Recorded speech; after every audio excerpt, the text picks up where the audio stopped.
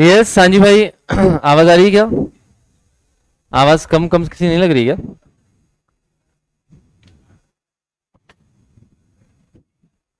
Hello hello hello hello, अब ठीक है?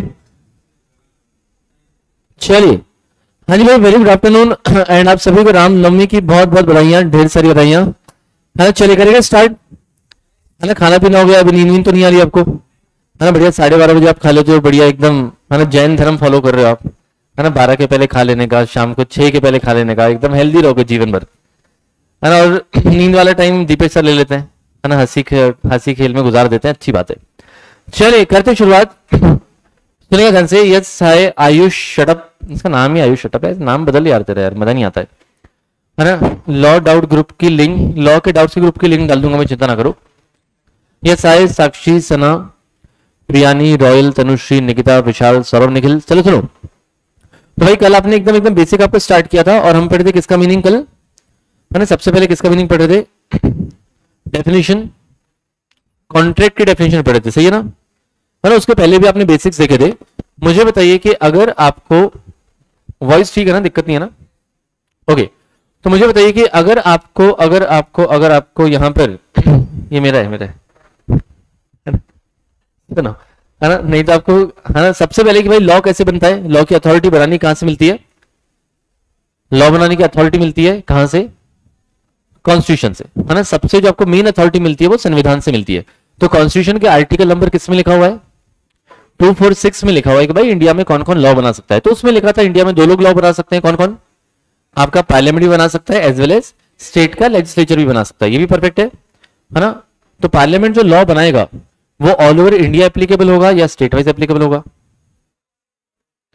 पार्लियामेंट जो लॉ बनाएगा वो ऑल ओवर इंडिया एप्लीकेबल होगा या फिर स्टेट वाइज एप्लीकेबल होगा? ऑल ओवर इंडिया एप्लीकेबल होगा, करेक्ट है ना? ओके, और अगर जो स्टेट वाले लॉ बनाएंगे वो, है ना, जो स्टेट वाले लॉ बनाएंगे वो स्टेट लेवल पर ही एप्लीकेबल होंगे, ये भी करेक्ट है। ओके, अब पार्लियामेंट लॉ बनाएगा, मतलब पार्लियामेंट में कौन कौन होता है ना, पार्लियामेंट में कौन कौन होता है? तो आपका लोकसभा एंड राज्यसभा, करेक्ट है। तो ये दोनों मिलकर लॉ बनाते हैं, मतलब ये इसके थ्रू गुजरता है आपका लोकसभा राज्यसभा के थ्रू। एंड आपका जो स्टेट लेजिस्लेचर है वहां पर कौन कौन मिलकर लॉ बनाता है? तो विधानसभा एंड विधान परिषद, ठीक है। तो जैसे पार्लियामेंट में जब कोई लॉ बनाना होता है तो फाइनल साइन करने के लिए किसके पास जाता है? प्रेसिडेंट। प्रेसिडेंट का अप्रूवल आएगा तो ही आपका एक्ट बनेगा, नहीं तो नहीं बनेगा। उसी तरीके से जब हम स्टेट लेवल की बात करते हैं, स्टेट में किसकी साइन लगती है? हाँ, स्टेट में जब लॉ बनाना होगा तो किसकी साइन लगती है? तो यहां पर साइन लगती है गवर्नर की। है, स्टेट का जो गवर्नर होता है ना उसकी साइन लगती है, तब वो स्टेट में जाके आपका लॉ पास होता है। ये भी डन है। ओके, अब फ्यूचर में कभी देखो भाई झगड़ा नहीं होना चाहिए, इसलिए हमने ऑलरेडी पावर्स उन दोनों के बीच में बांट के रखे हैं, करेक्ट है। और पावर्स बांटने के लिए हमने एक शेड्यूल बनाया हुआ है ना, रुबानाज, विशाल, धनु, हमने ना क्या किया है, एक शेड्यूल बनाया हुआ है, शेड्यूल नंबर 7। एंड शेड्यूल 7 में क्या लिखा है आपका? Union list, state list and concurrent list. Union list में जो भी लिखा हो उस पर लॉ कौन बनाएगा? पार्लियामेंट। स्टेट लिस्ट में स्टेट का लेजिस्लेचर, कॉन्करेंट लिस्ट में दोनों लोग मिलकर साथ में लॉ बना सकते हैं। डन डन डन, एकदम परफेक्ट है, वेरी गुड। चलिए, देन आपने स्टार्ट किया था यहां पर आपका दी इंडियन कॉन्ट्रैक्ट एक्ट 1872। तो ये जो आपका एक्ट है कब से लागू हुआ था, कब से इफेक्टिव किया गया था? 1 सितंबर 1872। इंडियन कॉन्ट्रैक्ट एक्ट आपका इंडिया में लागू किया गया था 1 सितंबर 1872 में। क्या ये पूरे भारत पर लगता है या जम्मू कश्मीर छोड़ के लगता है? This applicable to the whole of India, ठीक है। देन इंडिया का डेफिनेशन भी कुछ होता है, लेकिन अपने यहां पर मुद्दे में नहीं है तो अपन उसको साइड में रखेंगे। देन हम यहां पर मीनिंग पढ़ते हैं कॉन्ट्रैक्ट का। तो कॉन्ट्रैक्ट की आपको डेफिनेशन दी गई थी, कॉन्ट्रैक्ट आप बोल रहे थे, तो सेक्शन था 2H, है ना, आपका सेक्शन था 2H। एंड कॉन्ट्रैक्ट के 5 वर्ड्स की डेफिनेशन थी। Contract means an agreement enforceable by law, बस 5 ही शब्द है उसमें, an agreement enforceable by law, मतलब एक एग्रीमेंट होना चाहिए and that should be enforceable by law as well. उसको लॉ ने इन्फोर्स भी करवाना चाहिए, मतलब क्या, लागू भी करवाते आना चाहिए, फॉलो करवाते आना चाहिए। तो अगर आपका कोई भी एग्रीमेंट लॉ फॉलो करवा सकता है तो उसको हम कहते हैं कॉन्ट्रैक्ट। एकदम परफेक्ट है ना? ओके, चलिए, तो मुझे बताइए कि अगर आपकी मम्मी ने आपसे कहा था कि अगर आप घर की साफ सफाई कर देते हो, है ना, अगर आप घर की जो है साफ सफाई कर देते हो तो आपकी मम्मी आपके लिए फेवरेट सब्जी बनाएगी आपकी, कौन सी? करेले की सब्जी बनाएगी, एकदम फेवरेट, है ना। इसका जूस भी मिलेगा आपको, प्लस लौकी का जूस भी आपको इसमें मिला के पिलाएंगे, है ना, अगर आप अपने घर की साफ सफाई कर देते हैं तो मुझे बताओ, आपने सुन के आपके मुंह में पानी आ गया कि भाई करेले का जूस मिल रहा है, लौकी का जूस मिल रहा है, और आपने पूरा घर साफ कर दिया। मुझे बताओ कि अगर आपने काम कर दिया और मम्मी ने जूस आपको नहीं पिलाया, तो क्या आप मम्मी के ऊपर केस कर सकते हो? क्यों नहीं कर सकते हो? है ना, क्योंकि अपना क्या है, ये एक सोशल एग्रीमेंट है। मतलब क्या आप कोर्ट में जाकर बोलोगे मेरी मम्मी को करेले का जूस नहीं पिला रही है, केस कर दो इनके ऊपर? ये जो औरत है दिखती बहुत है ना भोली वाली है, कहने को हमारी मम्मी है, लेकिन बहुत तंग करती है हमको, बहुत टॉर्चर करती है ना। सुबह सुबह उठा देती है बिना मन के, कभी लेक्चर नहीं भी जाना होता है ना, तो भी जो पानी वानी डाल के उठा देती है, पंखा बंद कर देती है, कंबल खींच देती है ना। ऐसे अलग अलग तरीके होते हैं उठाने के। तो क्या आप जाके केस कर सकते हो? है ना, आंसर इज नो, क्योंकि आपका इसमें कुछ लीगल इंटेंशन नहीं था, है ना, आपका कोई लीगल इंटेंशन नहीं था दूसरे को बाउंड करने का। तो ये सब लीगल वर्डिंग्स है, ठीक है। आपका intention to bind the other party भी होना चाहिए। आपके एग्रीमेंट में आप दूसरे पार्टी को लीगली बाउंड करना चाहते हो। लीगली बाउंड करना चाहते हो मतलब लीगली आप उसको बांधना चाहते हो कि अगर कुछ गड़बड़ हुई तो आप केस कर पाओगे। अगर आप इस इंटेंशन से एग्रीमेंट कर रहे हो तो हम उसको कॉन्ट्रैक्ट बोलेंगे, नहीं तो नहीं बोलेंगे। कॉमन सेंस वाली बात है, सही बात है ना। तो भाई देखो, क्या हर एग्रीमेंट कॉन्ट्रैक्ट होता है? Whether every agreement is a contract? Answer is no, क्योंकि हमने क्या बोला है, दो चीजें चाहिए, एग्रीमेंट भी चाहिए प्लस इन्फोर्सिबिलिटी बाय लॉ भी चाहिए। सही बात है। तो ऐसा बिल्कुल पॉसिबल है कि भाई एग्रीमेंट तो है लेकिन इन्फोर्सिबल बाय लॉ नहीं है, तो क्या वो एग्रीमेंट कॉन्ट्रैक्ट बन पाएगा? आंसर इज नो, माने ये कॉन्ट्रैक्ट नहीं बन पाएगा क्योंकि उसमें इन्फोर्सिबिलिटी बाय लॉ मिसिंग है। सही है। तो जो आपका एग्रीमेंट कॉन्ट्रैक्ट ना बन पाए उसको आप सोशल एग्रीमेंट्स भी कहते हो, है ना। मतलब जो घरेलू एग्रीमेंट्स होते हैं ना, those are also called as social agreements या फिर डोमेस्टिक एग्रीमेंट्स भी इनको नाम दिया जाता है। तो जैसे मैंने आपको मम्मी वाला एग्जांपल दिया अभी, है, ये क्या था, एक तरह का आपका सोशल एग्रीमेंट था, डोमेस्टिक एग्रीमेंट था। डन डन डन डन, है ना। कोई डाउट, कोई दिक्कत, समस्या नहीं? पक्का, है ना। चलिए, तो ये आपका क्या कहलाएगा? Social agreement. और आपके एग्रीमेंट इलीगल भी तो हो सकते हैं, है ना। कल मर्डर वाला एग्जांपल दिया था, है ना। कौन किसका मर्डर करा था? है ना, यश था, है ना। शामनी कहाँ है? गायब हो गई, है ना। यश किसका नाम था? यश भी नहीं आया। ओ भाई, है ना, इंप्लीमेंट एग्जीक्यूट तो नहीं कर दिया कॉन्ट्रैक्ट? मजाक, दोनों नहीं है भाई, देखो, है ना, एक का मर्डर है दूसरा फरार। सुनिए, है ना। तो यहां पर इलीगल एग्रीमेंट भी हो सकते हैं, तो आप मतलब हर चीज कॉन्ट्रैक्ट नहीं बनती है। डन डन डन, इतना क्लियर है? ओके, चलिए। देन हमने बोला था N agreement enforceable by law. तो एग्रीमेंट का मीनिंग कहां पर दिया था? एग्रीमेंट की डेफिनेशन थी एग्रीमेंट की 2E में एग्रीमेंट था, ठीक है। तो उसका सेक्शन था 2E, है ना, सेक्शन 2 क्लॉज E। क्या बोल रहे हैं? ऑनलाइन है, ओह, वीपीएन चालू करके देख रहे हैं, पता है ना सबको, वर्चुअल प्राइवेट नेटवर्क, ऐसा वीपीएन किस किस को पता है ना। क्या बात है ना। कुछ कुछ तो नजरों नजरों में देख रहे हैं, हाँ बोले कि नहीं बोले, उसका एक यूज होता है बोले क्योंकि, है ना। सुनो, हमने क्या बोला यहाँ पर? एग्रीमेंट, है ना, एग्रीमेंट। नहीं नहीं, आप पढ़ाई पर फोकस करो, चिंता मत करो आप, है ना। सुनो, है ना, एग्रीमेंट का मीनिंग क्या होता है? एनी प्रॉमिस और a promise and a set of promises, each promise and every set of promise forming the consideration for each other, है ना। Every promise and a set of promise forming the consideration for each other. मतलब हमने एक वादा किया या फिर multiple वादे किए, सेट ऑफ प्रोमिसेस हैं जो हम एक दूसरे के लिए क्या है? कंसीडरेशन है ना। Every promise and every set of promises forming the consideration for each other, है ना। एक बार आप बोलो, every promise and every set of promises forming the consideration for each other. अब एक बार खुद से बोलो, स्टार्ट में देता हूं, एवरी प्रॉमिस आगे and every set of promises forming the consideration for each other. ठीक है भाई, साथ साथ में बोलोगे, याद हो जाएगा। याद हो जाएगा तो आप आराम आराम आराम से लिख पाओगे। ठीक है, परफेक्ट है। Okay Gayatri, this is a mix of Hindi and English, तो आपको बने रहना पड़ेगा, you will be able to understand everything. Okay चलिए, सुनिए, है ना। अंश कह रहा है कि बच्चे बिगाड़ रहे हो, हम कहाँ बिगाड़ रहे हैं, है ना। हम तो चेक कर रहे हैं कौन कौन बिगड़ा हुआ है, हम कहाँ बिगाड़ रहे हैं। ठीक है, समझ आया? Every promise and every set of promises forming the consideration for each other. तो देखिए, प्रॉमिस मतलब क्या होता है? वादा। तो मैंने आपसे वादा किया, है ना, या फिर आपने मुझसे वादा किया, तो सेट ऑफ प्रॉमिस हो गए, और हमारे लिए क्या ये? कंसीडरेशन। कंसीडरेशन का मीनिंग क्या होता है? Something in return, simple words में। कंसीडरेशन की डेफिनेशन क्या होती है, कहां पर होती है? 2D में। वेरी गुड, कंसीडरेशन करके हमने याद किया था, तो उसका सेक्शन है 2D। ये भी परफेक्ट था।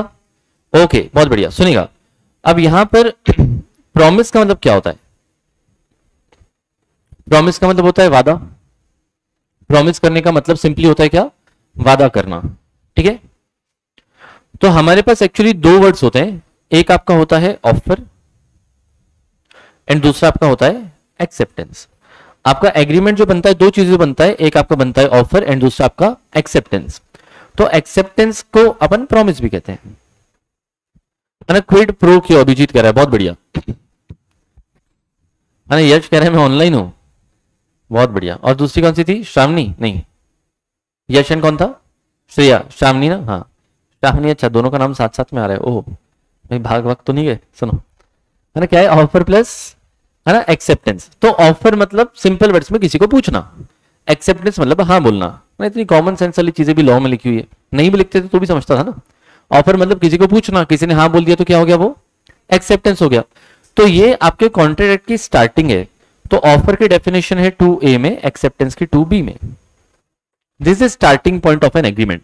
कोई पूछता है, कोई हाँ बोलता है, तो जो स्टार्टिंग पॉइंट है ऑफर है 2A में एंड जो एक्सेप्टेंस है उसकी डेफिनेशन है 2B में।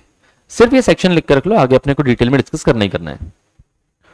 उत्सव कह रहा है टू डू और नॉट टू डू समथिंग, ये सही बात है, एक एक करके डिस्कस करेंगे। बोलिए, यहां तक डन? लिख लिया आपने? चले हम आगे। ओके, चलिए तो नोट्स पर आ जाते हैं। अभी के लिए आपने होपफुली एक यूनिट का यहां पर प्रिंट लिया होगा, नहीं लिया होगा तो ले लेना। तो यहां पर देखो, आप नोट्स के थ्रू देखेंगे तो मैंने देखो इसमें पूरा ही मॉड्यूल डाला है, इसमें आपका पूरा ही मॉड्यूल है, बस मैंने समराइज करके डाला है। पॉइंट आपका एक भी नहीं छूटेगा जो एग्जाम के लायक होगा। ओके, चलिए। और जहां जहां मुझे लगा कि आपको मॉड्यूल अगर रेफर करवाना है, लीगल लैंग्वेज रेफर करवानी है, तो मैं करवा दूंगा आपको। ठीक है, डन? ओके, चलिए। क्या बोल रहे हैं?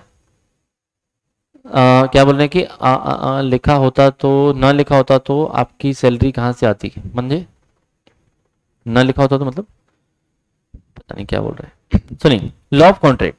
तो हमने बोला है कि इंपॉर्टेंट ब्रांच ऑफ वगैरह वगैरह, ये 1 सितंबर 1872 से आया था। तो जिन जिन के पास है उसमें अंडरलाइन या हाईलाइट करते हुए चलना, जिन्होंने प्रिंट निकाल लिया उनके पास से। ठीक है, देन यहाँ पर ये इतने इतने सेक्शंस होते हैं, ये सिर्फ ज्ञान बांटने के लिए दिया है, अपने काम का नहीं है, एग्जाम के काम का नहीं है। Then an agreement enforceable by law, ये मीनिंग होता है कॉन्ट्रैक्ट का। चिल्लर चिल्लर एग्जाम्पल दिए, ए ने बी को ऑफर दिया कार खरीदोगे क्या 2 लाख में, है ना। ए ने बी को ऑफर दिया भैया कार खरीदोगे क्या 2 लाख में, तो पूछा तो ऑफर, बी ने हाँ बोला तो एक्सेप्टेंस, ऑफर प्लस एक्सेप्टेंस मिल गया तो एग्रीमेंट। और क्या ये इन्फोर्सिबल बाय लॉ है? अगर बी ने कार ले लिया और पैसे देने से मना कर रहा है तो क्या आप कोर्ट में जाके केस करोगे? यस, तो ये एक एग्रीमेंट है which is also enforceable by law, तो ये क्या बन जाएगा? कॉन्ट्रैक्ट बन जाएगा। So simple, so easy, done. चले आगे, है ना। देन आपने एग्रीमेंट की डेफिनेशन पढ़ ली थी, every promise and every set of promises forming the consideration for each other, ये याद हो गया ना। ओके, चलिए। तो एग्रीमेंट को इन्होंने थोड़ा सिंप्लीफाइड क्या बताया कि agreement is the result of the proposal. Proposal का मीनिंग समझाने की जरूरत है नहीं, है ना। किया है आप लोगों ने कभी जीवन में प्रपोजल? नहीं किया आपने कभी जीवन में प्रपोजल? नहीं किया है?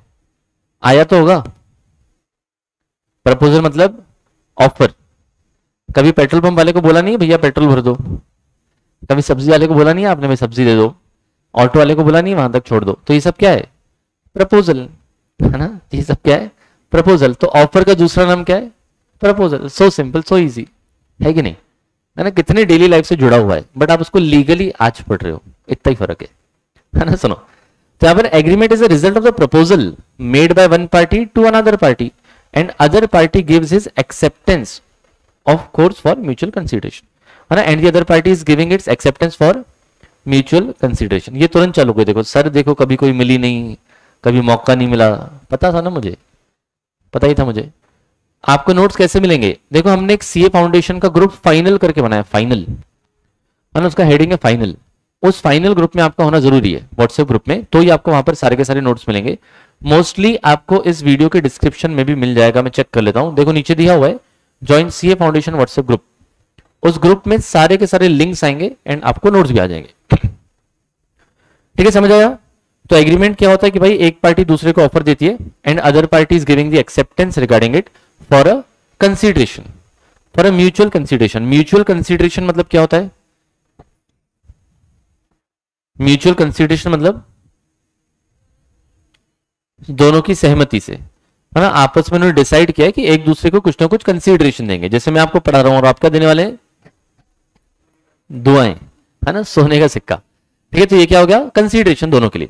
तो एक बात ध्यान रखना, मुझे पता नहीं कि आपने पहले कैसे लॉ पढ़ा था, लेकिन यहां पर जो भी लीगल वर्ड्स होंगे ना, उस एक एक का मीनिंग आपके नोट्स में लिखते हुए चलना। देखो, लॉ इसलिए नहीं जमता है क्योंकि अपने को वर्ड्स का मीनिंग नहीं पता है, और हम अब इतने लेजी हो चुके हैं कि हमारे पास मोबाइल में भी डिक्शनरी है तो भी हम नहीं देखते हैं, 90% बच्चे, है ना। क्लियर है ना? सही बात है ना? तो इसलिए वर्ड्स का मीनिंग जो लीगल लैंग्वेज रहेगी उसको बस लिखते हुए चलना। डन डन डन, चले आगे, है ना। ओके, सुनो, तो नेक्स्ट अपने को यहां पर बोला है प्रॉमिस की डेफिनेशन। हाँ, नेक्स्ट अपने को यहां पर बोला है प्रॉमिस की डेफिनेशन मतलब वादा। इसका सेक्शन क्या देखो, इसका सेक्शन क्या देखो, 2B। हाँ, तो एक आपका होता है 2A एंड दूसरा होता है 2B। तो 2A किसका था, है ना, ऑफर से, एंड B एक्सेप्टेंस का होता है। ठीक है, तो एक्सेप्टेंस को दूसरे शब्दों में आप प्रॉमिस भी कह सकते हो, एक ही बात है। अब इसकी डेफिनेशन कैसी है? ये एक्सेप्टेंस की डेफिनेशन है। ये एक्सेप्टेंस की डेफिनेशन है, मतलब प्रॉमिस की डेफिनेशन है। देखो, एक्सेप्टेंस सिंपल वर्ड्स में मीनिंग क्या होता है? किसी ने आपको कुछ पूछा और आपने हाँ बोल दिया, है ना। एक्सेप्टेंस सिंपल शब्दों में मीनिंग क्या है कि किसी ने आपको कुछ पूछा और आपने हाँ बोल दिया, that is called as acceptance. Simple है ना, है ना। किसी ने आपको कुछ पूछा कुछ काम करने के लिए या कुछ ना करने के लिए और आपने उसके लिए हाँ बोल दिया, that is called as acceptance. Legal language में पढ़ लेते हैं। When the person to whom the proposal is made, when the person to whom the proposal is made मतलब जिसको हमने प्रपोजल दिया था, जिसको हमने कुछ पूछा था, signifies his assent on that proposal. Legal language है signifies his assent to that. तो थोड़ा सा सिंप्लीफाई करके लिखा हुआ है, थोड़ी सी लैंग्वेज सिंप्लीफाई करके लिखी हुई है, लेकिन इसमें लीगल वर्ड्स अभी भी हैं। सिग्निफाई करने का मतलब क्या होता है? कम्युनिकेट करना। इसका मीनिंग प्लीज लिखते हुए चलना एक एक वर्ड का। तो आप लीगल लैंग्वेज जितनी एग्जाम में लिख पाओगे उतना बढ़िया। आपको सिग्निफाई वर्ड नहीं भी याद आ रहा है तो कम्युनिकेट तो कम से कम लिख पाओगे, है ना। सिग्निफाई वर्ड एग्जाम में नहीं भी आता है तो कम से कम कम्युनिकेट वर्ड तो लिख पाओगे ना। ठीक है, signifies his assent on that proposal. Assent का मतलब होता है सहमति, मतलब टू अग्री, है ना। एसेंट का मतलब क्या होता है? सहमति देना, मतलब अग्री करना, आप उस चीज के लिए मंजूर हो। When the person to whom the proposal is made signifies his assent to that, मतलब on that proposal, the proposal is said to be accepted, and proposal when accepted becomes a promise. Simple शब्दों में, when a person to whom the proposal is made, अगर हमने किसी person को proposal दिया, proposal दिया मतलब ऑफर दिया, signifies his assent to that मतलब उस बंदे ने क्या किया? उसकी एसेंट दे दिया है। तो हमने पूछा तो उसने हाँ बोला ना। तो पहली लाइन क्या है? When a person to whom the proposal is made, वो अपना एक्सेप्टेंस देगा कि नहीं अभी, है ना। Signifies his assent thereto, signify करना मतलब कम्युनिकेट करना। क्या कम्युनिकेट करेगा? उसकी एसेंट मतलब सहमति, he is agreeing for that. When the person to whom the proposal is made signifies his assent thereto, the proposal is said to be accepted. उसने हाँ बोल दिया तो प्रपोजल क्या हो जाएगा? एक्सेप्ट हो जाएगा। And proposal when accepted becomes a promise. हमने पूछा, उसने हाँ बोला, है, उसके बाद क्या हो गया आपका? The proposal is said to be accepted and proposal when accepted becomes a promise. समझ आया ना? सिंपल है ना। मैंने पूछा पहली लाइन में, दूसरी लाइन में आपने हाँ बोला, तो ये प्रपोजल क्या हो गया? एक्सेप्ट हो गया। प्रपोजल जब एक्सेप्ट हो जाता है तो वो क्या बन जाता है? प्रॉमिस, मतलब एक वादा बन जाता है। लिख पाओगे अपने शब्दों में, है ना। ठीक है, परफेक्ट। तो एक बार लास्ट टाइम बोलता हूं वापस से, हमने यहां पर मीनिंग पढ़ा किसका? प्रॉमिस का, एक्सेप्टेंस का। तो एक्सेप्टेंस सिंपल शब्दों में, हम किसी को पूछते हैं, वो हाँ बोलता है, वो एक्सेप्टेंस हो जाता है एंड उसको हम वादा कहते हैं। हमने किसी को पूछा, सामने वाले ने हाँ बोला, वो एक्सेप्टेंस हो गया, उसको हम कहते हैं वादा मतलब प्रॉमिस। ठीक है। So when the person to whom the proposal is made, क्या करता है आगे? वो सिग्निफाई नहीं आ रहा है तो गिव्स बोल दो, है ना, gives his assent to that, है ना, या फिर agrees on such proposal, simple words में ज्यादा लिखना है तो, है ना, when the person to whom the offer is made gives his agreement और gives his consent to such proposal, the proposal is said to be accepted, proposal when accepted becomes a promise. लिख पाओगे पक्का?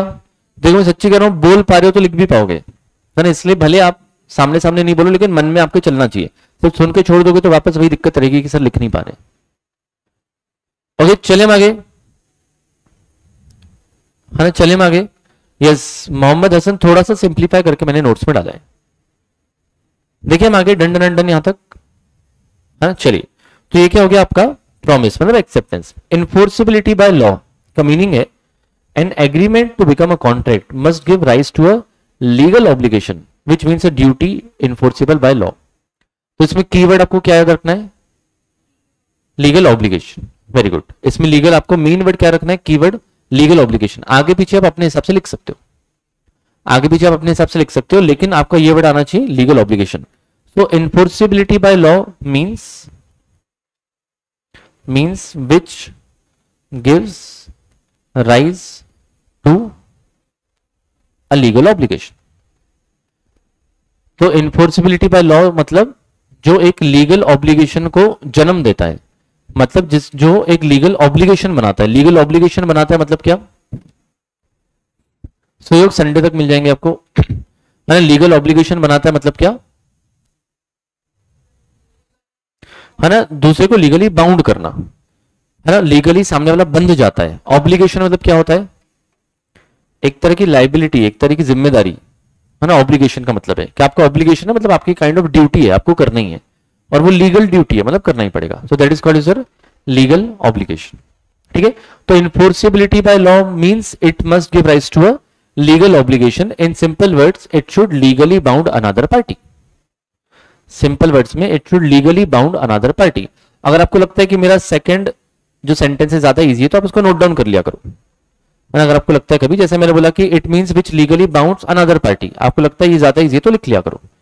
आपको जैसे जब मैं लिखो कोई दिक्कत नहीं है, लेकिन ये लिखे तो बहुत बढ़िया होगा, नंबर ज्यादा मिलेंगे। ओके मोहम्मद हसन, यस, है ना, कोर्ट में जाके आप केस कर सकते हो। चलो चले आगे, देखिए आगे सुनिएगा। अब नेक्स्ट आपको यहां पर दिया गया difference between agreement and contract. आपको यहां पर उन्होंने डिफरेंस समझाया किसका? एग्रीमेंट का एंड कॉन्ट्रैक्ट का। सुनिएगा ध्यान से, मुझे पहले सिंपल शब्दों में बताओ, लिखने की जरूरत नहीं है। Whether every agreement is a contract, whether every agreement is a contract, क्या हर एग्रीमेंट कॉन्ट्रैक्ट होता है? Answer is no. उसका रीजन क्या है? क्योंकि, है ना, हो सकता है कि उसमें, है ना, इनफोर्सिबिलिटी बाय लॉ ना हो। मतलब मेन जो आपका पॉइंट आना चाहिए, देखो बड़ा सिंपल है ना, हमने क्या बोला था? एग्रीमेंट होना चाहिए प्लस इनफोर्सिबिलिटी बाय लॉ होनी चाहिए। तो फर्स्ट आपकी लाइन यही होनी चाहिए, that it is possible that it is not enforceable by law, means there is no intention to legally bound another party. आप दूसरी पार्टी को लीगली बाउंड नहीं कर पा रहे हो तो आपका इसलिए कॉन्ट्रैक्ट नहीं बना। फिर आप ये लिखो that it might be a social agreement और इलीगल एग्रीमेंट, ऐसा बाद में लिख सकते हैं। ठीक है, मतलब मेन जो आपको पहले फोकस करना है वो कीवर्ड्स पर करना है। बाकी थोड़े, है ना, 2-4 लाइन के बाद आप बीकॉम जैसे लिखना चाहो लिख सकते हो, हाँ, लेकिन पहले आपके जो कीवर्ड्स हैं वो आने चाहिए। ठीक है, चलो तो हमने क्या बोला? Every agreement is a contract. Answer is yes और नो? नो, है ना, हर एग्रीमेंट कॉन्ट्रैक्ट होता है, जरूरी नहीं है।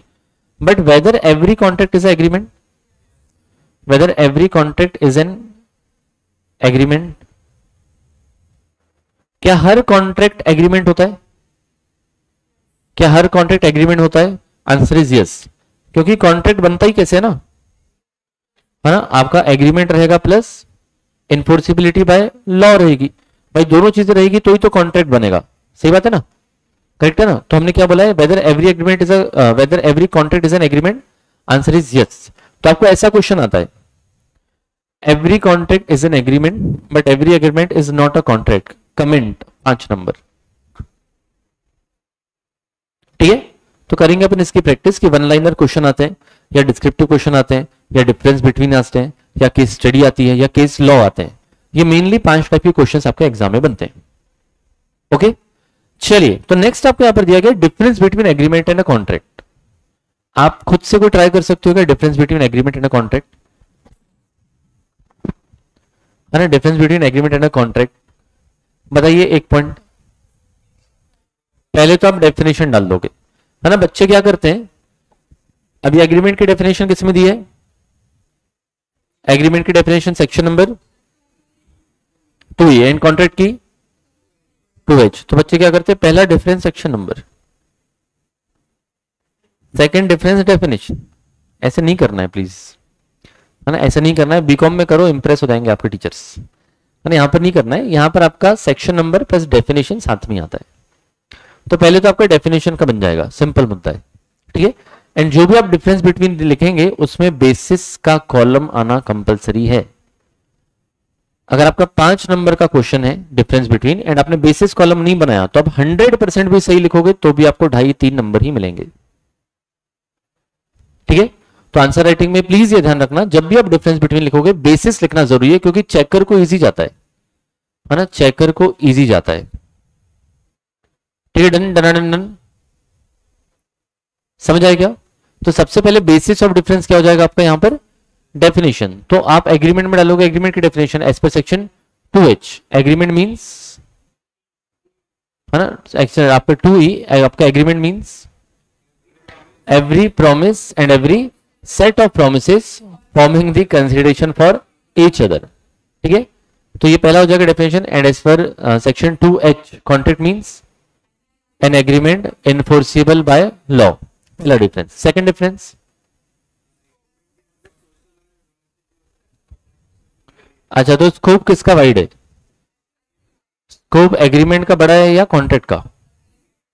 एग्रीमेंट का स्कोप बड़ा है, क्योंकि एग्रीमेंट कैसा भी हो सकता है, माना लीगल, इलीगल, सोशल, डोमेस्टिक, कैसा भी, लेकिन कॉन्ट्रैक्ट सिर्फ और सिर्फ लीगल होना चाहिए तो ही वो कॉन्ट्रैक्ट बनेगा, अदरवाइज नहीं। उसके बाद whether every agreement is a contract, है ना? No, but whether every contract is an agreement, yes. क्या कॉन्ट्रैक्ट में आपके पास कुछ अधिकार मिलते हैं, कुछ राइट्स मिलते हैं, कुछ ड्यूटीज होती हैं? यस, कॉन्ट्रैक्ट में कुछ ना कुछ अधिकार आपको मिलेंगे, आप केस फेस कर सकते हो। लेकिन एग्रीमेंट में क्या आपको कुछ अधिकार मिलेंगे? जरूरी नहीं है, हो सकता है कि एग्रीमेंट में आपको कुछ भी अधिकार न मिले, है ना? कुछ राइट्स आपके पास ना हो। डन डन डन, है ना? चलिए, तो यहां पर देखिए, आपने बोला पहले एक मीनिंग, दूसरा आपने बोला स्कोप, फिर आपने बोला लीगल ऑब्लिगेशन एंड थर्ड आपने बोला नेचर। तो ये आपके यहां पर 4 डिफरेंस बिटवीन के रीजंस आ गए, है ना? मीनिंग हो गया, स्कोप आपने बोला किसका वाइडर है, लीगल ऑब्लिगेशन एंड फोर्थ वाला नेचर, ठीक है? डन। इसका मीनिंग समझ आएगा या कहीं पर अटकोगे, है ना? 2 मिनट में आपको 1 मिनट देता हूं, रीड कर लो उसको। किसी पॉइंट में अगर लीगल लैंग्वेज ना समझ आए तो मुझे बताओ, ठीक है? इसको एक बार रीड करो, किसी पॉइंट में अगर आप अटको लीगल लैंग्वेज में तो मुझे बताओ। क्या बोल रहे हैं, पुणे की टिकट जो ना मुझे भी ऑफलाइन अटेंड करना है, 500 भेज रहा हूँ ट्रेन के जनरल टिकट में, आ जाना जनरल डब्बे में, है ना? उतना कर सकता हूं मैं आपके लिए। क्या संघर्ष नहीं होगा तो आपको वैल्यू नहीं समझेगी ना, करने को तो फर्स्ट एसी में कराते हैं हम आपके लिए टिकट, दिक्कत नहीं है, ठीक है? रीड कर लो आप, कहीं पर दिक्कत जाए तो मुझे बताइए।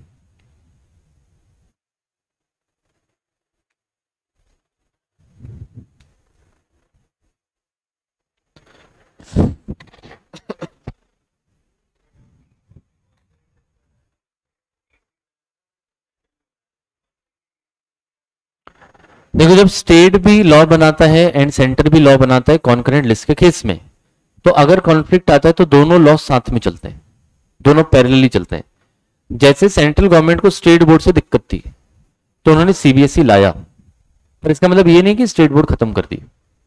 तो दोनों लॉज जो है वो कॉन्करेंटली चलते हैं, ठीक है? जैसे फॉर एग्जांपल पार्टनरशिप एक्ट अगर आपने ऐसा पढ़ा है पहले कभी तो पार्टनरशिप एक्ट में लिखा हुआ है कि आपका जो एग्रीमेंट है वो ओरल भी चलेगा और रिटर्न भी चलेगा, है ना? पार्टनरशिप डीड दोनों तरीके से बनाई जा सकती है, ये लिखा हुआ है इंडियन पार्टनरशिप एक्ट में।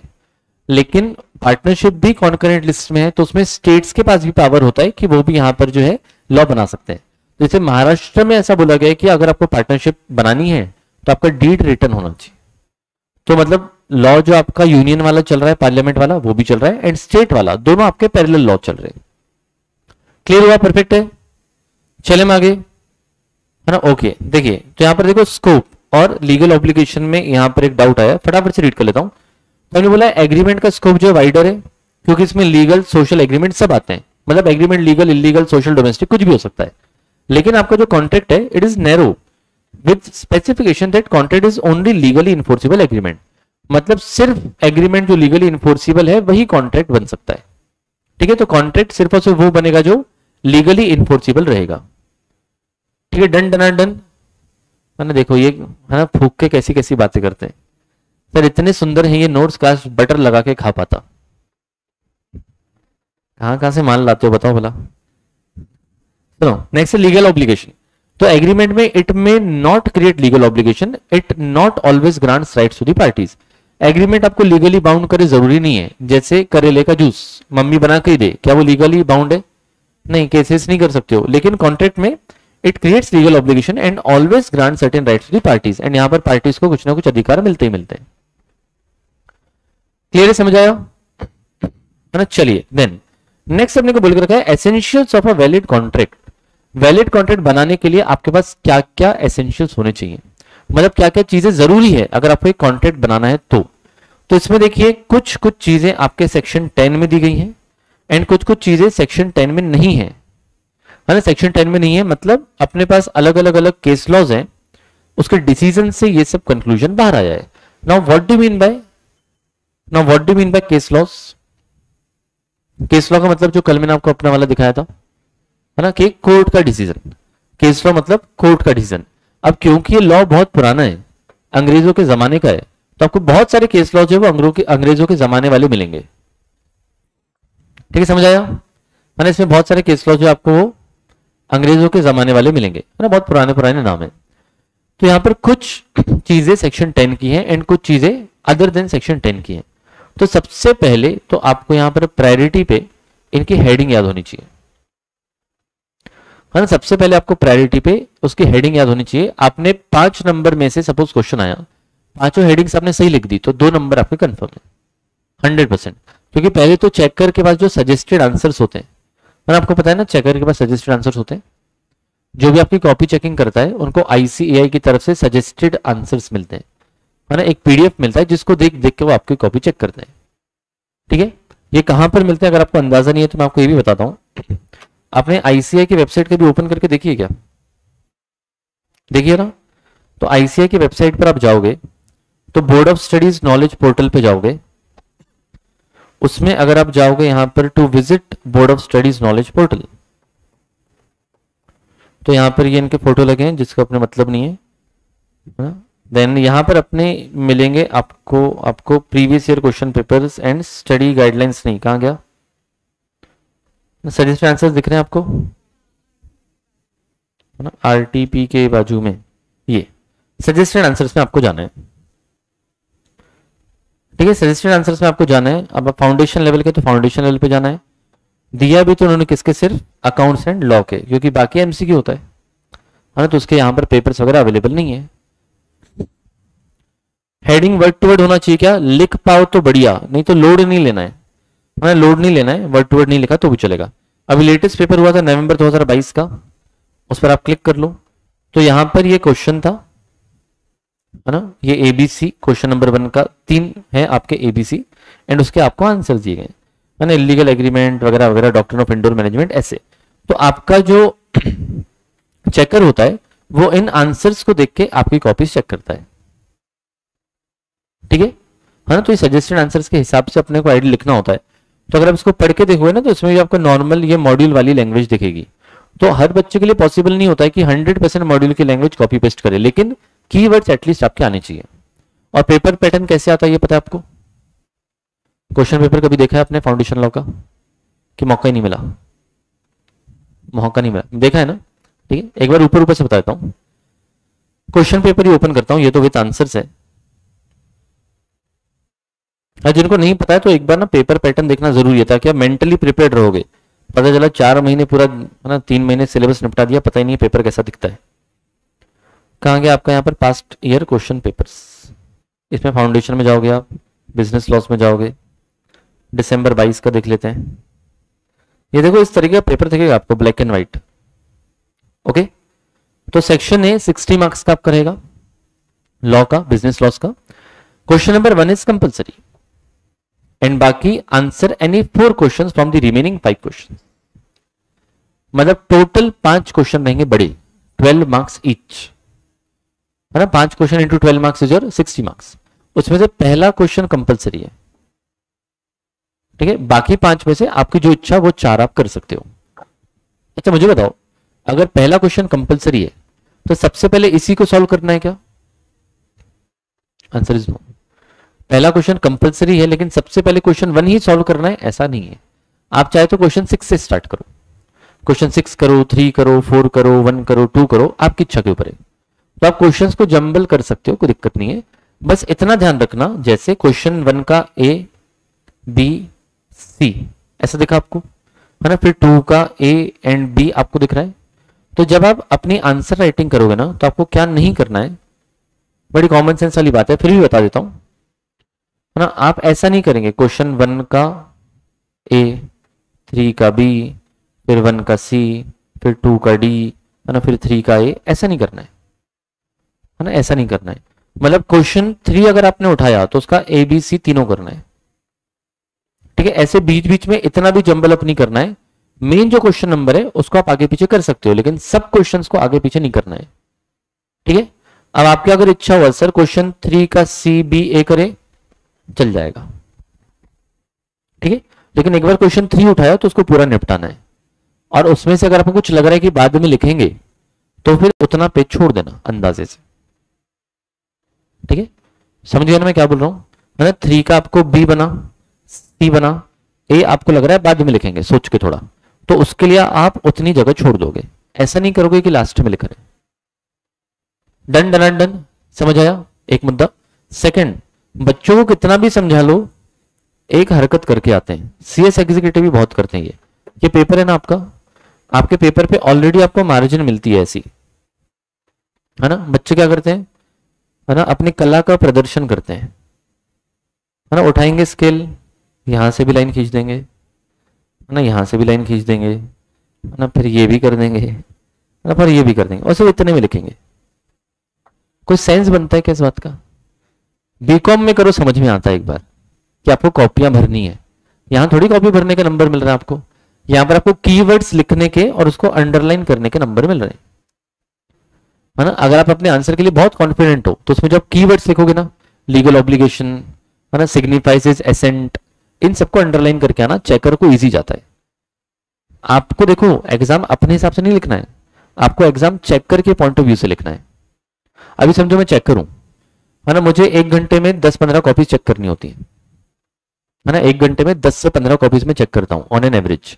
तो समझो कि हर 4 मिनट में मैं 1 कॉपी चेक करता हूं सीए फाउंडेशन की। तो आपने जो साल भर की मेहनत की है, या जो 2 साल से कर रहे हैं 11 प्लस 12 प्लस सीए फाउंडेशन, है ना, या फिर 1-1 साल से कर रहे हैं, आपकी साल भर की मेहनत को सिर्फ कितनी देर में चेक किया जाएगा? 4 मिनट में, है ना। इसमें ऐसे आपके 4 सब्जेक्ट, सब कुछ मिला के ऑन हायर साइड 20 मिनट में आपकी 4 कॉपी चेक होती है। तो मैं तो वैसे ही फ्रस्ट्रेटेड इंसान, है ना, मुझे तो और भी ऑफिस का काम है, दुनिया में और भी काम है, ऊपर से मैं यहाँ पर कॉपी चेकिंग भी कर रहा हूँ, तो मैं तो फटाफट निपटाऊंगा। सही बात है कि नहीं, है ना। तो मैं उस कॉपी को ज्यादा नंबर दूंगा जो मेरे हिसाब से आंसर लिखेगा। तो आपको अपने हिसाब से आंसर नहीं लिखना है, आपको चेकर के पॉइंट ऑफ व्यू से लिखना है, आपको चेकर का काम इजी बनाना है। अब आप खुद को चेकर मानो, आप समझो आपके पास कॉपी चेकिंग के लिए आई, तो आप क्या चाहोगे? कॉपी नीट एंड क्लीन हो, हौच पौच नहीं हो, ज्यादा कट नहीं किया हो, एंड अगर कीवर्ड्स अगर आपने अंडरलाइन किए तो सोने पे सुहागा। सही बात है ना।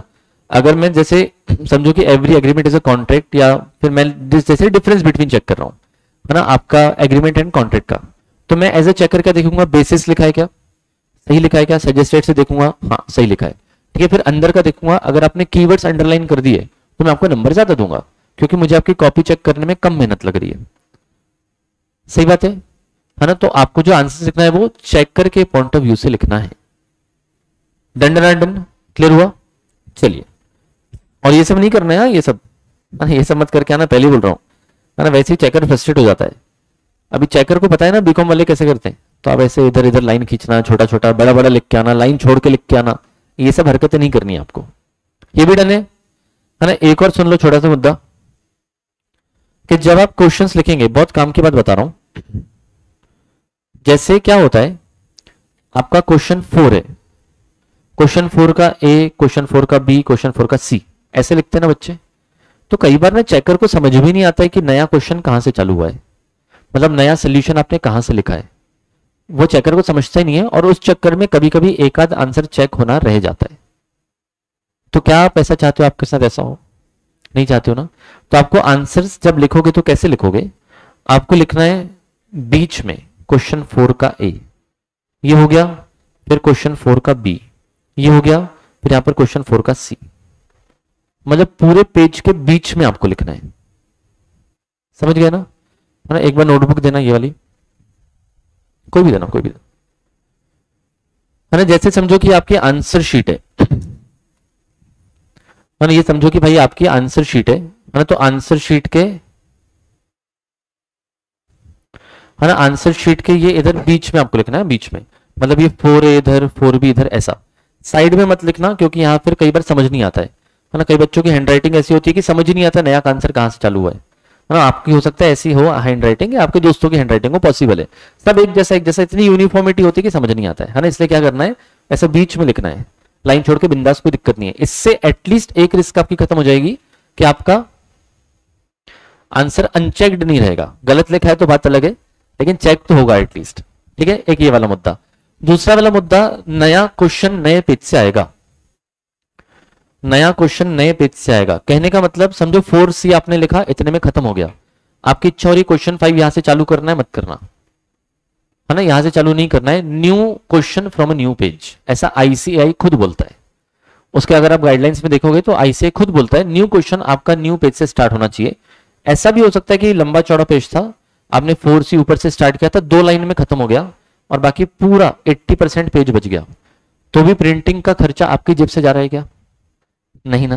तो अपने को नया क्वेश्चन नए पेज से स्टार्ट करना है, सप्लीमेंट्री लेने में शर्माने का नहीं, है ना। और इसका मतलब ये भी नहीं है कि अपने को भाई, है ना, जबरदस्ती की चीजें लिख के आनी है। प्रिसाइज आंसर्स आपको लिख के आने, and new question has to be from a new page. मैं न्यू सब क्वेश्चन की बात नहीं कर रहा हूं, मैं न्यू क्वेश्चन की बात कर रहा हूं। ठीक है, मतलब 4A 4B 4C ये साथ में चल जाएगा, लेकिन क्वेश्चन 5 आया तो नया पेज ही चाहिए कंपलसरी, और आप जो क्वेश्चन नंबर है बीच में लिखेंगे बिना भूले। ठीक है, तो जो भी आपके क्लास टेस्ट वगैरह भी होंगे आगे, उसमें भी आप ऐसे ही प्रेजेंटेशन रखेंगे। ठीक है, चलिए, तो ये छोटी छोटी बातें हैं ना, इन सबको ध्यान रखना बहुत बहुत बहुत बहुत जरूरी है। चलिए देखिएगा, तो हम कौन से वाले मुद्दे पर थे अभी, कि अपने को ना यहाँ पर सबसे पहले ये हेडिंग्स याद होनी चाहिए। तो मैं कुछ निमोनिक्स के थ्रू आपको पहले ये हेडिंग्स याद करवा देता हूं। पहले हमने बोला ये सेक्शन 10 वाले, है ना, पहले मैं आपको निमोनिक्स के थ्रू याद करवा देता हूं। सेक्शन 10 वाले, तो सेक्शन 10 में हमने क्या बोला है कि भाई कॉन्ट्रैक्ट अगर वैलिड होना चाहिए तो उसमें क्या क्या होना चाहिए, तो एक एग्रीमेंट का होना जरूरी है, फ्री कॉन्सेंट होनी चाहिए, मतलब फ्री में सहमति, कोई जोर जबरदस्ती नहीं होनी चाहिए, कोई दबाव नहीं होना चाहिए, है ना, कोई जोर जबरदस्ती कोई दबाव नहीं होना चाहिए। देन पार्टीज हमारी कॉम्पिटेंट होनी चाहिए, कॉम्पिटेंट मतलब कैपेबल होनी चाहिए, है ना, छोटे बच्चे नहीं चलेंगे 18 के नीचे, है ना। ओके, देन लॉफुल कंसिडरेशन होना चाहिए, लीगल ऑब्जेक्ट होना चाहिए, and not expressly declare to be void, है ना, not expressly declare to be void. Void का मतलब क्या है? वॉइड का मतलब है which has no value. Void का मतलब होता है विच हैज नो वैल्यू, जिसकी कोई वैल्यू नहीं है। जैसे आप मैथ्स में स्टेट्स में भी कुछ वॉइड वगैरह पढ़ते होंगे ना, वर्ड, मैथ्स में आपने पढ़ा होगा कुछ तो वॉइड वर्ड आता है आपको, वॉइड मतलब एम्प्टी स्पेस, खाली जगह, है ना। आज सेट सेट्स में कहीं तो पढ़ा होगा आपने जीवन में, सही बात है। तो वॉइड का मतलब होता है जिसकी कोई वैल्यू नहीं है। तो एग्रीमेंट आपका वॉइड हो गया, मतलब उसकी कोई वैल्यू नहीं है ना, उसका आप कुछ नहीं कर पाओगे, मतलब कोर्ट वोट पे नहीं जा पाओगे, that is called as void. ठीक है, तो इसको याद कैसे करना है, ध्यान सुनना। तो हम आपसे कह रहे हैं, ध्यान से सुनना, कि हम आपका ना एग्रीमेंट बनवा के देंगे, है ना, हम आपका एग्रीमेंट बनवा के देंगे एकदम फ्री, हम आपका एग्रीमेंट बनवा के देंगे एकदम फ्री। तो आपने पूछा, ओहो क्या आप इतने कॉम्पिटेंट हो, है ना, आपने क्या बोला, ओहो क्या आप इतने कॉम्पिटेंट हो, हमने बोला हाँ, बिल्कुल लीगल एंड लॉफुल रहेगा, एंड कोई इसको वॉइड भी नहीं बोल पाएगा। ठीक है, और क्या, कोई क्या करेगा, इसको वॉइड भी नहीं बोल पाएगा। ठीक है, तो इस तरीके से आपको ये याद रखना है। आपके पास कोई दूसरा तरीका हो, दूसरे तरीके से याद रखो। मैं इसलिए बोल रहा हूं ताकि सारे के सारे पॉइंट्स आपको याद रहें। तो मैंने क्या बोला, हमने आपको बोला कि हम देखो क्या करके देंगे, आपको एक एग्रीमेंट बनवा के देंगे, एकदम आपका लॉफुल रहेगा, एकदम आपका लीगल रहेगा। तो आपने पूछा ओह आप इतने कॉम्पिटेंट हो, है ना, यहाँ पे पहले फ्री कर लेते हैं, हम आपको एग्रीमेंट बनवा के देंगे बिल्कुल फ्री में, है ना, हम आपको एग्रीमेंट बनवा के देंगे बिल्कुल फ्री में। तो आपने बोला ओह क्या आप इतने कॉम्पिटेंट हो कि सच में फ्री में बनवा के दोगे?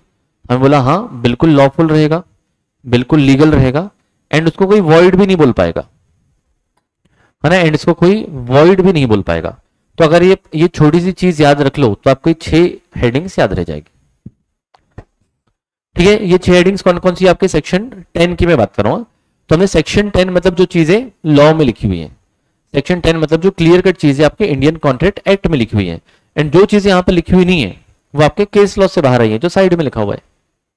ठीक है, तो यहां पर आपके 6 पॉइंट्स है। तो हमने आपको क्या बोला कि हम आपको एग्रीमेंट बनवा के देंगे, बिल्कुल फ्री में बनवा के देंगे। तो आपने क्या पूछा, क्या आप इतने कॉम्पिटेंट हो, सच में बनवा के दोगे? हमने बोला हाँ हाँ बिल्कुल लॉफुल रहेगा, बिल्कुल लीगल रहेगा, एंड उसको कोई वॉइड भी नहीं बोल पाएगा। तो आपको बेसिकली ये कहानी याद रखनी है। हेडिंग्स तो आपके पास है, तो लिखवा दूंगी आपको मैं, चलो लिख लो एक बार के लिए, है ना, नेक्स्ट टाइम से फिर मैं जब बोलूंगा मैं डिक्टेट कर दूंगा, आप लिख लेना। तो इसके याद रखने के मैं आपको तरीके बता रहा हूं। तो मैंने क्या बोला कि हम आपको एग्रीमेंट बनवा के देंगे, हम आपको एग्रीमेंट बनवा के देंगे बिल्कुल फ्री में, है ना, बिल्कुल फ्री में। तो आपने पूछा ओह क्या आप इतने कॉम्पिटेंट हो, क्या आप इतने कॉम्पिटेंट हो? हमने बोला बिल्कुल,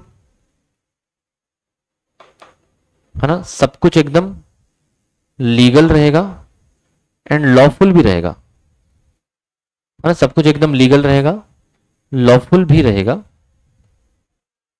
एंड कोई इसको वॉइड भी नहीं बोलेगा, एंड कोई नहीं बोलेगा कि भाई ये वॉइड है, मतलब जिसकी वैल्यू 0 है। ठीक है, ये दुर्गेश अपने हिसाब से जैसे आपको लगे वैसे, जैसे आपको लगे वैसे। तो हमने क्या बोला कि एग्रीमेंट बनवा के देंगे बिल्कुल फ्री में, है ना, फ्री कॉन्सेंट, है ना। तो आपने बोला क्या आप इतने कॉम्पिटेंट हो? तो हमने बोला हाँ एकदम सब कुछ लीगल रहेगा, लॉफुल रहेगा, एंड कोई इसको वॉइड भी नहीं बोलेगा। तो अगर आपको इतना ध्यान रह गया तो आपके 6 पॉइंट्स रट जाएंगे, और आपको अलग से मेहनत नहीं करनी है। कोई भी थ्योरी सब्जेक्ट हो, कोई भी लॉ हो, हम जनरली ऐसा होता है कि 2 बार पढ़ लेते हैं, शाम तक याद रहता है, 2 दिन बाद भूल जाते हैं, है ना। वो कोई भी थ्योरी सब्जेक्ट हो सकता है आपके साथ ये मैनेजमेंट में होता होगा, हो सकता है आपके साथ इको में होता होगा। ये तब होता है जब आपके पास निमोनिक्स नहीं होते या शॉर्ट फॉर्म्स नहीं होते।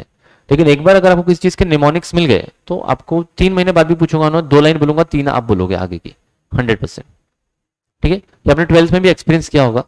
और उसमें बच्चे क्या करते हैं कि कई बार सिर्फ पहला पहला वर्ड याद रख लेते हैं, है ना, सिर्फ पहला पहला लेटर याद रख लेते हैं, पहला लेटर, है ना, POCKMW। क्या करोगे एग्जाम में इसका, है ना, पी से क्या था, फिर कैसे समझेगा आपको? इसलिए निमोनिक्स बनाओ तो थोड़ा डिटेल्ड बनाओ, जैसे मैंने यहां पर बनाए। ठीक है, समझ आया? ओके, तो ये आपके हो गए वो वाले पॉइंट जो सेक्शन 10 में दिए हुए हैं। अभी अदर देन सेक्शन 10 देखें, रट गए ऑलरेडी, बहुत ही बढ़िया, शानदार। सब क्या बोल रहे हैं मुरली जी? मैंने कुछ एक्सप्लेन नहीं किया अभी, मैं सिर्फ आपको हेडिंग्स बता रहा हूं, पूरे के पूरे पॉइंट्स एक्सप्लेन करने बाकी हैं, थोड़ा सा इंतजार करेंगे। देखिए हम नेक्स्ट वाला, है ना, नेक्स्ट वाला मुद्दा आपको what is not given in section number 10। Section 10 में जो नहीं दिया हुआ है वो क्या क्या पॉइंट्स हैं? तो 2 पार्टीज होनी चाहिए कॉन्ट्रैक्ट बनाने के लिए, है ना, 2 पार्टीज होनी चाहिए एग्रीमेंट बना कॉन्ट्रैक्ट बनाने के लिए, उनका इंटेंशन होना चाहिए, है ना, इंटेंशन होना चाहिए, लीगल रिलेशनशिप बनाएंगे, फुलफिलमेंट ऑफ लीगल फॉर्मेलिटीज करेंगे, मीनिंग एकदम सर्टेन रखेंगे, कॉन्ट्रैक्ट का जो मीनिंग रहेगा एकदम सर्टेन रहेगा, सर्टेन मतलब क्लियर रहेगा, कोई एम्बिग्विटी नहीं होगी, उसके मीनिंग में कोई कंफ्यूजन नहीं होगा, एंड पॉसिबिलिटी ऑफ परफॉर्मेंस, और हम ये करके दिखाएंगे। पॉसिबिलिटी ऑफ परफॉर्मेंस मतलब हम ये करके दिखाएंगे, है ना, पॉसिबिलिटी होनी चाहिए परफॉर्मेंस करने की। तो ये 5 कैसे याद रखने, ये 5 कैसे याद रखने, तो समझो यहां पर आपके पास 2 पार्टीज हैं,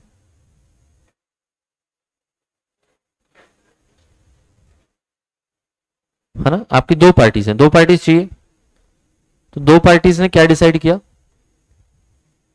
है ना, 2 पार्टीज ने क्या डिसाइड किया, एकदम क्लियर कट डिसाइड कर लिया। अब ऐसा समझो कि ये जो मियाँ बीवी है ना, गर्लफ्रेंड बॉयफ्रेंड है, इन्होंने एकदम पहले डिसाइड कर लिया कि भाई अपनी जो बीच में बात रहेगी ना एकदम सर्टेन रहेगी, है ना, तू मेरी मम्मी को कुछ नहीं बोलेगी, मैं तेरी मम्मी को कुछ नहीं बोलूंगा, तू जाना मायके 3 महीने, लेकिन मेरे को पूछना मत क्या कर रहा है, ठीक है, इस टाइप की चीजें। तो मीनिंग अपना एकदम एकदम सर्टेन है, ठीक है। और हम बोला कि एकदम क्लियर कट करेंगे, फिर इसको करने के लिए, है ना, इसको करने के लिए हमारा एकदम लीगल इंटेंशन है और लीगल फॉर्मेलिटीज भी करेंगे, ठीक है। हम एकदम हमारा लीगल इंटेंशन है कि भाई हम ये एकदम, है ना, प्रॉपरली ये चीज निभाएंगे, प्लस अपन इसके लिए जो भी लीगल फॉर्मेलिटीज रहती हैं वो भी करेंगे, एंड प्लस हम इस चीज को पॉसिबल करके दिखाएंगे। अभी आप ऐसा समझो इसको थोड़ा सिंप्लीफाई करने के लिए कि ये गर्लफ्रेंड बॉयफ्रेंड है जो अपने घर वालों को मना रहे हैं शादी के लिए, ठीक है। तो यहां पर ये 2 पार्टीज चाहिए, है ना, दोनों ने क्या बोला कि देख भाई अपने अपने घर में एकदम मीनिंग सर्टेन रखेंगे, क्लियर कट बात करेंगे, ठीक है, जो भी लीगल फॉर्मेलिटीज हैं वो निभाएंगे, है ना, भाई मंदिर में करना पड़ा, कोर्ट मैरिज में करना पड़ा, जैसे भी, है ना। फिर उसके अलावा लीगल इंटेंशन भी हमारा, मतलब एग्रीमेंट वगैरह भी प्रॉपर करेंगे, है ना, सर्टिफिकेट ऑफ मैरिज बनाएंगे, एंड हम इसको पॉसिबल करवा के रहेंगे, भाई हम तो शादी करके रहेंगे, मियाँ बीवी राजी तो क्या करेगा काजी, इस टाइप का, ठीक है, समझ आया। तो यहां पर आपके 5 पॉइंट्स आ जाएंगे which are not given in section number 10। तो 5 पॉइंट्स कौन कौन से हैं, 2 पार्टीज हैं, मीनिंग सर्टेन रखा है, लीगल फॉर्मेलिटीज करने के लिए तैयार है, लीगल इंटेंशन भी है, एंड उस चीज को ये पॉसिबल करके दिखाएंगे, मतलब पॉसिबिलिटी ऑफ परफॉर्मेंस, है ना। विशाल कह रहा है फेस रियल लग रहा है ड्राइंग में, हाँ एक आपका ही लग रहा है ना विशाल, एक आपका ही चेहरा लग रहा है मुझे। रुबानास करिए एक सैड क्यों है सर, लड़का है ना इसलिए सैड बनाया मैंने, है कि नहीं। लड़के की गलती हो तो भी सॉरी वही बोलेगा, नहीं हो तो लड़की रोएगी फिर भी सॉरी वही बोलेगा, है कि नहीं।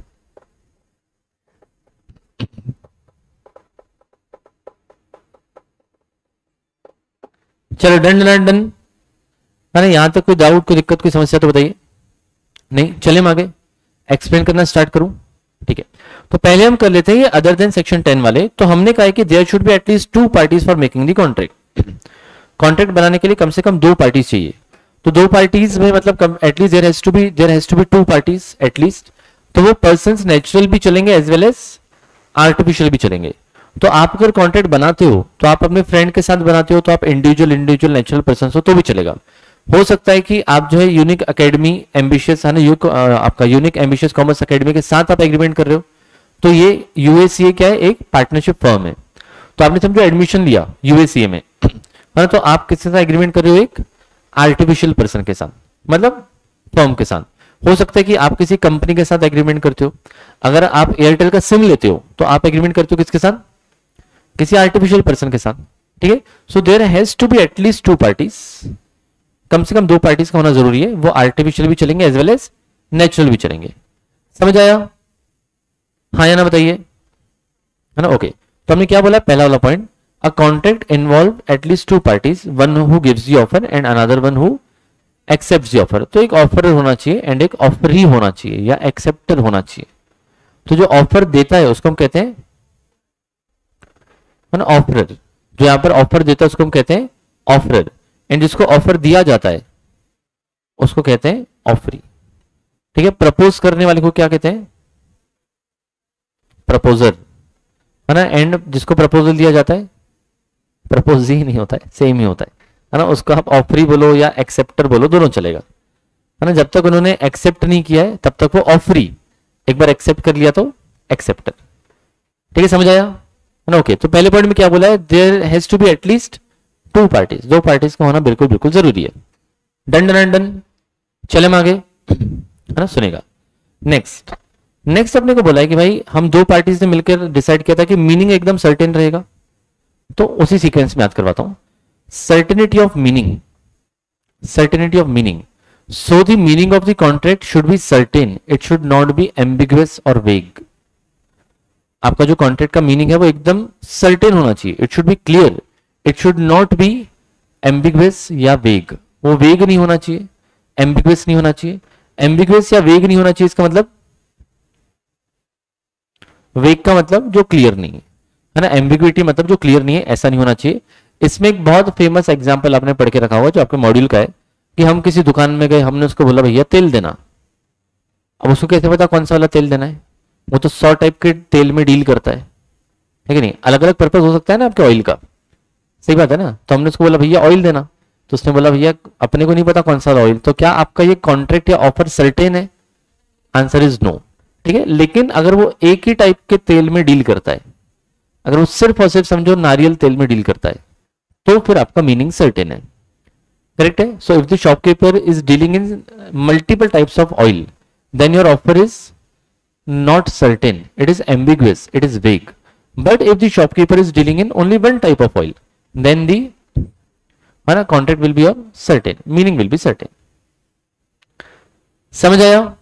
तो पहला पॉइंट कौन सा था आपका? There has to be at least two parties, natural, artificial दोनों चलेंगे। देन सेकेंड वाला सर्टेनिटी ऑफ मीनिंग, तो आपका मीनिंग एकदम क्लियर होना चाहिए, ये भी डन है। द नेक्स्ट हमने क्या बोला था कि हमारा लीगल इंटेंशन है एंड लीगल फॉर्मेलिटीज भी निभाएंगे। लीगल इंटेंशन मतलब legal intention to bound the another party. हाँ जी वैशाली, बिल्कुल सारे करेंगे सारे। Legal intention to bound the another party, तो हमारा लीगल इंटेंशन होना चाहिए कि हम सामने वाली पार्टी को बाउंड करेंगे, उनको बांधेंगे, है ना। मतलब हमने उनके ऊपर जो भी उनको बोला है उनको फॉलो करना पड़ेगा। तो इसमें देखो क्या लिखा है, वर्डिंग्स देखना। Parties must intend to create legal obligation, so there has to be an intention to create legal obligation. Social or domestic type of agreements are not enforceable in the court of law. तो वहां पर there should be intention to create legal obligation, सामने को legally bound करना है। And दूसरा क्या बोला है नेक्स्ट, सोशल या domestic agreements are not enforceable by law, उसको लॉ एनफोर्स नहीं करवाता है। सोशल या डोमेस्टिक एग्रीमेंट अगर रहे तो आप कोर्ट में जाके केस नहीं कर सकते हो। कैफी सिद्दीकी यस, कैफी सिद्दीकी यस, ये भी डन है ना। देखिए आगे आपको क्या दिया हुआ है, यहां पर एक केस लॉ है बेल्फोर वर्सेस बेल्फोर का, है ना। केस लॉ है आपका बेल्फोर वर्सेस बेल्फोर का, मतलब बेल्फोर बेल्फोर कैसे आ गया, हस्बैंड वाइफ, वेरी गुड, है ना। बेल्फोर बेल्फोर क्योंकि मियां बीवी का केस है। अब जो केस करता है उसको हम क्या बोलते हैं, जो पार्टी केस करती है उसको क्या बोलते हैं, प्लेंटिफ, वेरी गुड। और जिस पर केस किया जाता है उसको कहते हैं डिफेंडेंट, परफेक्ट है। तो पहले किसका नाम आता है, प्लेंटिफ का। हमेशा जो केस करता है उसका नाम पहले आता है, ठीक है। जिस पर केस किया जाता है उसका नाम बाद में आता है। कल मैंने आपको अपना केस लॉ दिखाया था, Saumil Manglani versus the board of higher secondary education, तो मैंने केस किया था तो मैं प्लेंटिफ, बोर्ड पर केस किया था तो वो डिफेंडेंट, समझ आया? ओके, तो यहां पर क्या हुआ था, husband agrees to pay his wife a certain amount of money for maintenance every month. He failed to pay promised amount and wife sued him. Sued him मतलब क्या होता है ना, वाइफ ने उसके ऊपर केस कर दिया, wife sued him. It was held there was no intention to create legal relation as it is a social agreement. Hence wife could not recover the money. तो देखो पति जो है वो पत्नी को बोल के गया था, देखो भाई मैं तो चला विदेश, है ना, मैं तो चला फॉरेन, एंड वहां से मैं आपको हर महीने थोड़ा थोड़ा खर्चे का अमाउंट दे दूंगा। लेकिन पति उधर गया, उसको दूसरी मिल गई, भूल गया उसको कि भारत में अपनी एक देसी नारी है, उसने पैसे नहीं भेजे, तो घरवाली ने केस कर दिया। तो कोर्ट ने क्या बोला कि क्या भाई ये जो घरवाली का केस है क्या ये वैलिड है? आंसर इज नो, क्योंकि जब पति ने प्रॉमिस किया था there was no intention to create legal obligation, सामने वाले को लीगली बाउंड करने का कोई इंटेंशन नहीं था जब हमने वादा किया था, तो ठीक है। तो इसलिए जो वाइफ ने केस किया था, the case could not be maintained, means the case was not valid, समझ आया है ना। तो ये कौन सा वाला केस हो गया आपका, बेल्फोर वर्सेस बेल्फोर, है ना। ये कौन सा केस है आपका, बेल्फोर वर्सेस बेल्फोर। तो केस लॉ के आंसर कैसे लिखते हैं आपको पता है, प्रोविजन लिखोगे, फिर फैक्ट्स लिखोगे, फिर कंक्लूजन लिखोगे, कंपैरिजन लिखोगे, देखो आपको कैसे फॉलो करना है, आपको सबसे पहले लिखना है प्रोविजन, ठीक है, फिर आपको यहां पर क्या लिखना है ना, फैक्ट्स ऑफ द केस, फिर आप क्या लिख सकते हो यहां पर, reference of case law. Better ये होगा कि फैक्ट्स आप इधर लिखो, मैं लिखवा दूंगा आपको, चिंता मत करो, बता दूंगा कैसे करना है ना। तो पहले प्रोविजन लिखा, फिर reference of the case law दिया, फिर आपने फैक्ट्स ऑफ द केस लिखे, एंड लास्ट में आप लिखोगे आपका कंक्लूजन। और आपको स्टार्ट कैसे करना होता है, अगर आपको केस लॉ का नाम याद है तो इन the case of Balfour versus Balfour it was decided that, starting ऐसे होती है ना, इन the case of Balfour versus Balfour it was decided that the wife the suit the case filed by the wife was not valid as there was no legal intention between the parties। ऐसा अगर case law का नाम याद है तो, अगर case law का नाम याद नहीं है तो आप लिखते हो as per the decided case law,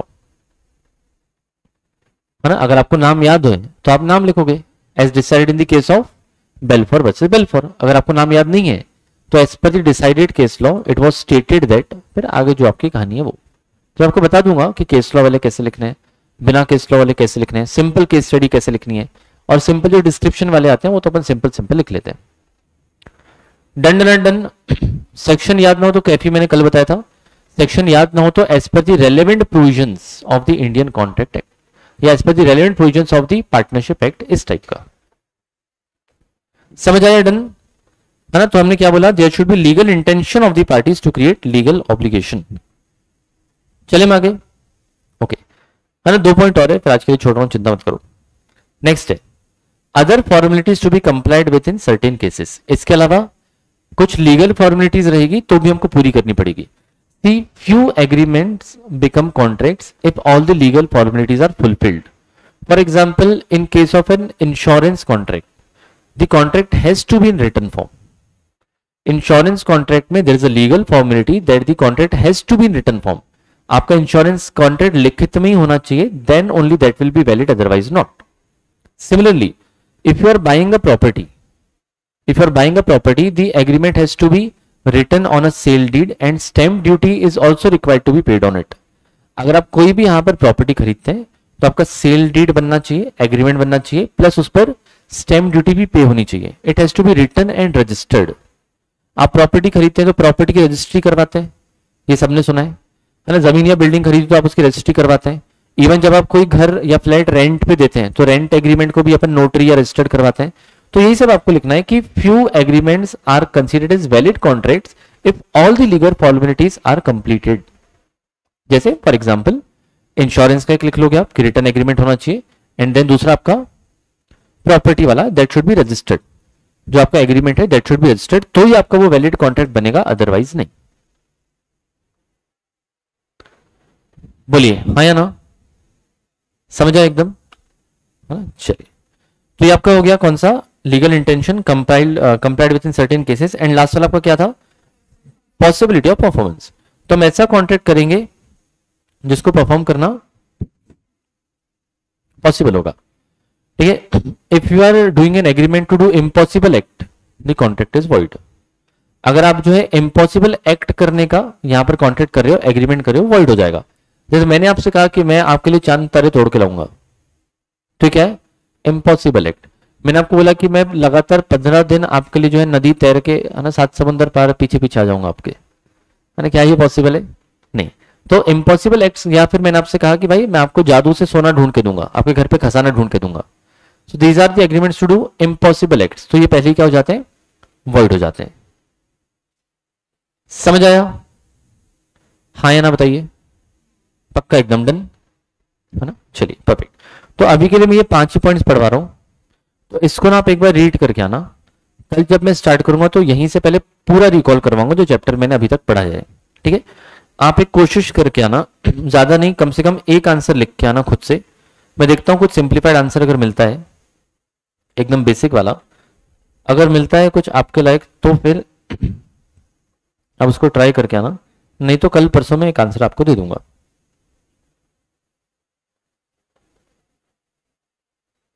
अभी थोड़े से जो क्वेश्चन है सब पास्ट एग्जाम वाले, थोड़े बाद वाले हैं मुझे लग रहा है।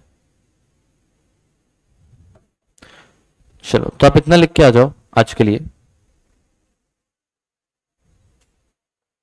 है ना। आपको लिख के आना है डिफाइन कॉन्ट्रैक्ट, ये आपका होमवर्क है। डिफाइन कॉन्ट्रैक्ट एग्रीमेंट,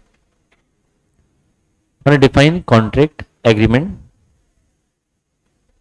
प्रॉमिस, है ना। Define contract agreement promise. तो आज के लिए बस इतना लिख के आओ आप। हाँ जी, अभी सिर्फ डेफिनेशन आपको लिख के आनी है। ये अभी धीरे धीरे जैसे जैसे पढ़ाऊंगा ना, तो आगे क्वेश्चंस जो ऐसे कवर अप होते जाएंगे, तो तब आप एक दो रोज के लिख के आना, तो आपकी राइटिंग प्रैक्टिस हो जाएगी। बुक की जगह क्वेश्चन बैंक से पूरा याद किया तो चलेगा क्या? हाँ जी, क्वेश्चन बैंक प्लस मॉड्यूल से तीन चार क्वेश्चन है, कर लो तो बेटर है ना। मॉड्यूल के भी तीन चार क्वेश्चन है, कर लिया तो एनी टाइम बेटर है। उसमें से एक दो क्वेश्चन आ जाते हैं, है ना। हर यूनिट के बाद जो आपको क्वेश्चन है उसमें से एक दो क्वेश्चन आते हैं, एंड अपने क्वेश्चन बैंक में से कम 30 नंबर के आसपास आपको क्वेश्चन दिख जाएंगे। ठीक है, चलिए तो आज के लेक्चर को यहीं पर रोकते हैं, है ना। जाने से पहले एक शायरी सुनाता हूं आपको, है ना। फिर आप करो आराम घर जाके, कोई दिक्कत नहीं है ना। तो आपको घर जाके क्या करना है, जब भी आप घर पहुंचते हो, है ना, आपको ज्यादा नहीं, आधे घंटे का ही ब्रेक लेना, आधा पौन घंटे का, और उसके बाद आपकी दिन भर की पढ़ाई चालू हो जानी चाहिए, है ना, कंपलसरी। और अगर आपकी पढ़ाई पहले भी हो चुकी है अच्छे से, तो जो भी आप पास्ट एग्जाम क्वेश्चन होते हैं, है ना, स्कैनर्स होते हैं, उनको सॉल्व करना स्टार्ट करना है। लॉ के लिए जो मैंने दिया है उसके अलावा कुछ नहीं करना है, क्योंकि जितने भी past exam MTPs RTPs past exam question है आपके उस क्वेश्चन बैंक में है, तो उसके अलावा लॉ के लिए कुछ और नहीं रेफर करना है। उसी क्वेश्चन बैंक को 3 बार कर लो, मोर देन सफिशिएंट है, अगर आपके पास बहुत टाइम है तो। ठीक है, क्या मॉड्यूल के भी करना है, एक बार यूनिट खत्म हुआ उसके बाद मॉड्यूल के पीछे के प्लस आपके, है ना, ये क्वेश्चन बैंक वाले सारे के सारे क्वेश्चन आपको करने हैं। ठीक है, एक अच्छी सी शायरी देख लेता हूं आपके लिए फटाफट से, फिर आपको कर देते हैं रिहा।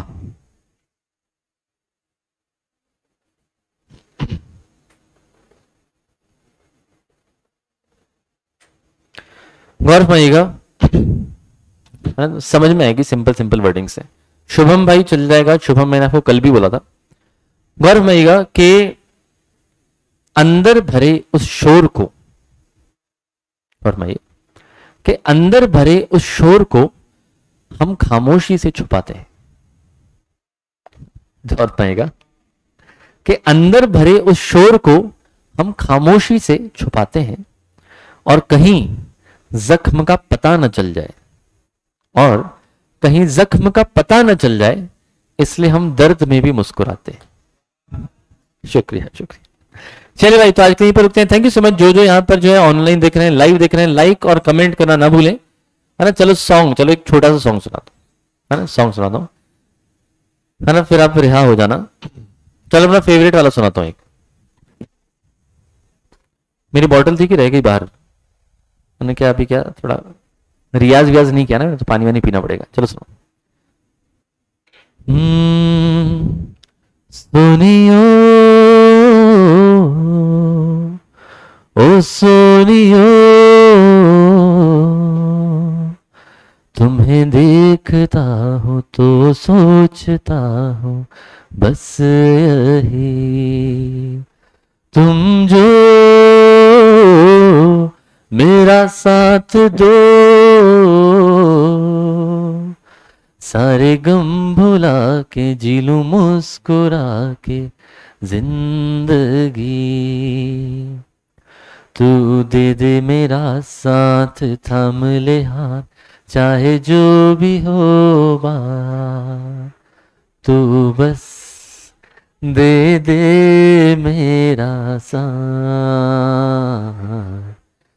तू दे दे मेरा साथ, थाम ले हाथ, चाहे जो भी हो बात, तू बस दे दे मेरा साथ।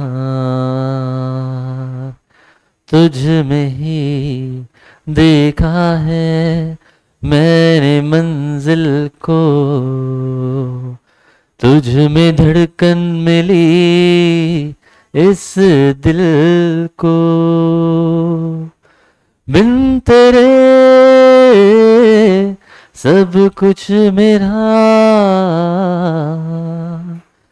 एक तू नहीं तो मेरा यहाँ कुछ भी नहीं, नहीं तू दे दे मेरा साथ, थाम ले हाथ, चाहे जो भी हो बात, तू बस दे दे मेरा साथ। शुक्रिया, थैंक यू सो मच। चलिए भाई, तो कल मिलते हैं है ना, सेम टाइम पे 2:15 बजे। चलिए भाई, थैंक यू सो मच।